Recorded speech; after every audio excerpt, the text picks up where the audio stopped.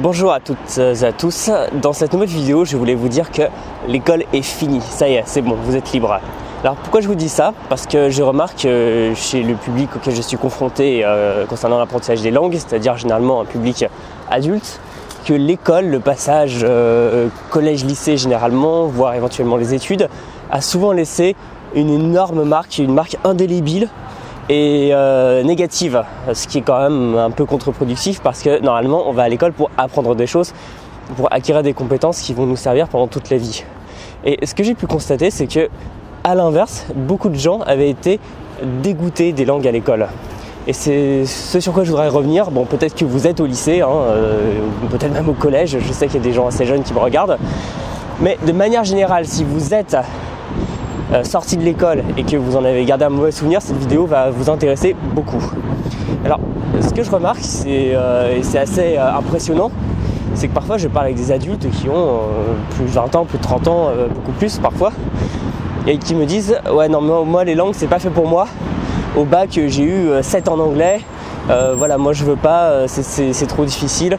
Pourtant, j'aimerais, mais bon, j'étais nul en langue à l'école, je pense que c'est pas fait pour moi. » C'est quand même un peu dur et injuste de se tirer à ce point une balle dans le pied en concluant qu'on n'a aucune capacité en langue sous prétexte qu'on a été mauvais à l'école. Alors dans cette vidéo, on va voir en quoi ce n'est pas un problème. En fait, on peut très bien avoir entre guillemets échoué d'un point de vue scolaire dans les langues et en quoi c'est absolument pas un problème si on veut par la suite apprendre une langue étrangère. Alors le premier point, c'est d'arriver à décorréler les mauvaises notes et les capacités. Parce que ce qu'il faut se dire, c'est que finalement, l'école, ça vous apprend des choses, mais dans un contexte qui est scolaire. Bon, voilà, c'est pas grand-chose de dire ça, c'est assez évident. Mais qu'est-ce que ça veut dire scolaire? Ça veut dire que vous allez apprendre des choses et les recracher dans le cadre d'un exercice qui est codifié, c'est-à-dire le contrôle, le DS, comme on dit au lycée. Alors que dans la réalité, l'apprentissage d'une langue, ce n'est pas tout à fait la même chose. C'est même très différent et ça va être un apprentissage beaucoup plus personnel sans avoir un professeur. Et ça, c'est primordial par rapport à ce que je veux dire, c'est parce que en France, on a cette vision de l'apprentissage avec le professeur et sans prof, sans l'école, sans l'éducation nationale, on ne peut pas apprendre pour beaucoup de gens. C'est comme ça que ça marche. Et, on ne peut apprendre qu'avec une personne qu'une autorité supérieure a autorisé à enseigner et qui donc possède l'autorité, la capacité d'enseigner qu'on n'a pas soi-même. Et donc on se considère comme étant incapable d'apprendre par soi-même. Bon, je ne dis pas qu'il ne faut pas apprendre avec un prof, mais déjà, ça n'est pas le sujet de cette vidéo. Mais bon, je voulais quand même vous le dire. Si vous attendez d'un professeur qui vous apprenne tout seul la langue et que vous soyez juste à écouter et à intégrer, ça ne va pas marcher. Parce que finalement, je le dis toujours, on est autodidacte même quand on apprend dans le cadre d'un cours. Ça peut sembler bizarre, mais c'est pourtant la réalité. Donc pour moi, il y a plusieurs problèmes avec l'école qui font qu'on n'apprend pas bien les langues. Alors ce qui ne veut pas dire que les professeurs sont mauvais, j'ai eu des très bons professeurs moi-même, loin du cliché par exemple du prof d'anglais qui ne sait pas parler anglais ou des choses comme ça. Mais malgré tout, c'est la manière dont c'est organisé qui pose problème. C'est-à-dire on va avoir quelques heures par semaine, et pas tous les jours. Alors que pour moi, il vaut mieux travailler une langue un peu tous les jours.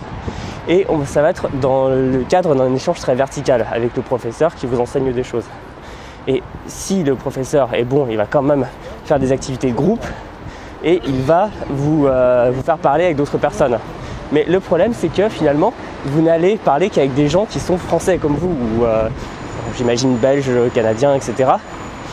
Et vous n'allez pas communiquer avec des locuteurs natifs, alors que c'est un peu le sel et le point fondamental si vous voulez bien apprendre une langue étrangère. Alors déjà, il y a ça. Ensuite, le problème, c'est que déjà, quand on commence à apprendre une langue à l'école, on n'est pas motivé pour le faire parce que on est dans un bourrage de crâne. C'est-à-dire que quand on est enfant dans une société industrialisée, riche, et c'est très bien, on est envoyé à l'école pour faire une période de formation de l'enfance à l'adolescence, et quand on est adulte, on peut faire des études par la suite, mais on est quand même balancé sur le marché du travail. Et à partir de là, beaucoup de gens considèrent que leur apprentissage est terminé. Et peu de personnes continuent réellement à apprendre par la suite. Donc on est laissé dans un état où on est très démuni face à l'apprentissage. Et c'est vrai que si déjà à l'école, cet apprentissage était laborieux, alors c'est vrai qu'on peut logiquement se dire que continuer à apprendre, c'est pas possible.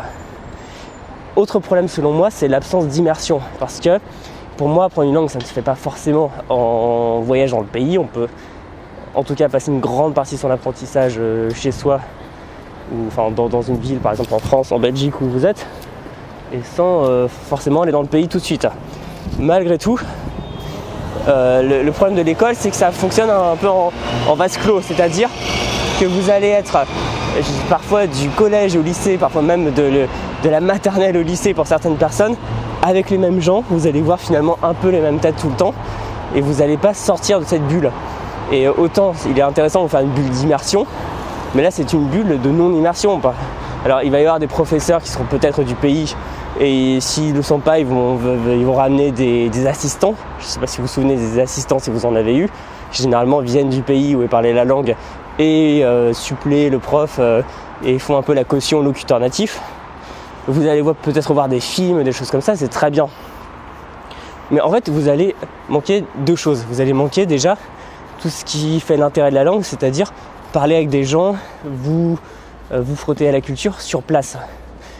Et en plus, vous n'allez pas, vous n'allez pas être confronté au pays, et donc vous n'aurez aucun intérêt, parce que souvent, il y a des gens qui ont le déclic des langues et qui se mettent à avoir une passion sans borne pour une langue quand ils vont pour la première fois dans le pays après le lycée.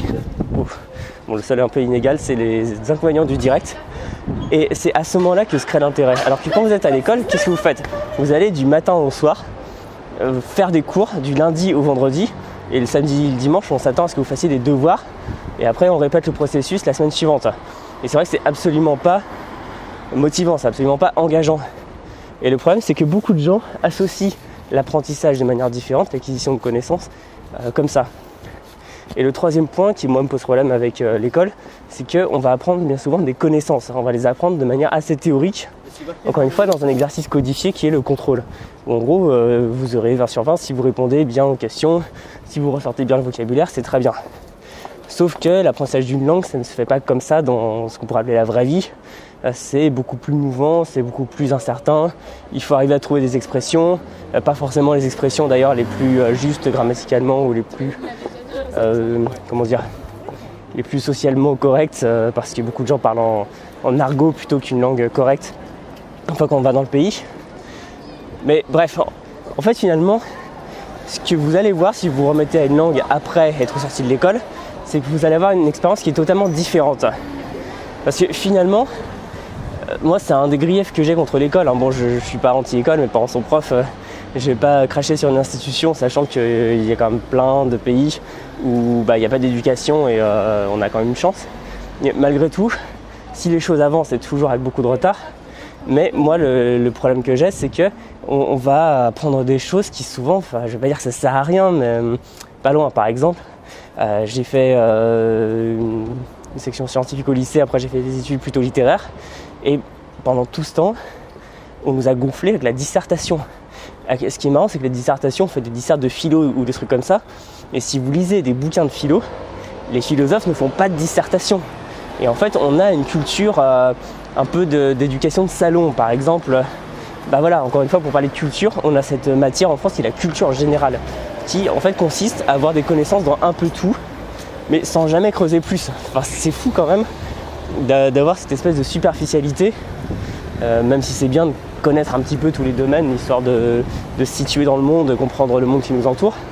On va pas plus loin, et ça c'est quelque chose qui ne correspond pas aux langues, parce que les langues, il faut s'y immerger sans arrêt, ne serait-ce que pour arriver à parler. C'est pas des choses qu'on apprend pour la culture. On va pas dire saviez-vous que le verbe machin dans telle langue est comme ça, la troisième personne du pluriel. Non, on s'en fiche, ça ne sert à rien.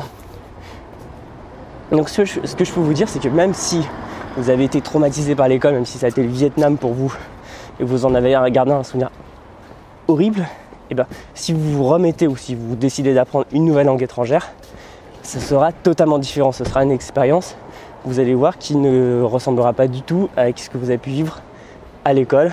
Et donc vous allez redécouvrir l'apprentissage des langues, redécouvrir le plaisir qui peut y être associé. Et surtout, vous allez être beaucoup plus en concret, parce que ça ne va pas être organisé par le professeur, par l'éducation nationale, par les programmes, mais par vous-même. Voilà.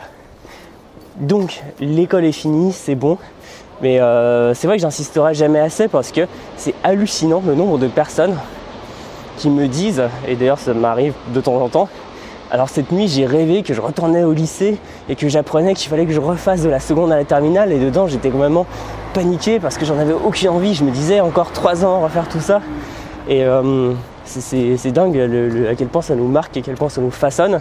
Mais bon, maintenant il faut arriver à s'en détacher, et parfois l'école c'était il y a 5 ans, 10 ans, 30 ans, c'est fini tout ça, voilà. Vous pouvez apprendre une langue de la manière qui vous correspond le plus, comme vous le voulez, que ce soit seul ou avec un professeur. Voilà, j'en ai terminé avec cette vidéo. N'hésitez pas, si ça vous a plu, à mettre un petit j'aime, vous inscrire à la chaîne, commenter, et vous pouvez télécharger mon guide pour apprendre une langue en cliquant sur le lien dans la description. Salut!